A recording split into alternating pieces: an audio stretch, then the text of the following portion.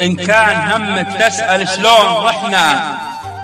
أنا عجزت استوعب شلون جينا، من كثر ما طحنا وقمنا وطحنا، ماني مصدق كيف حنا حيينا. لولا الحزن في عمرنا ما فرحنا، ولولا سلف ضحكاتنا ما بكينا، ولولا الرسوب بدرسنا ما نجحنا، ولولا عطا ربي لنا ما عطينا،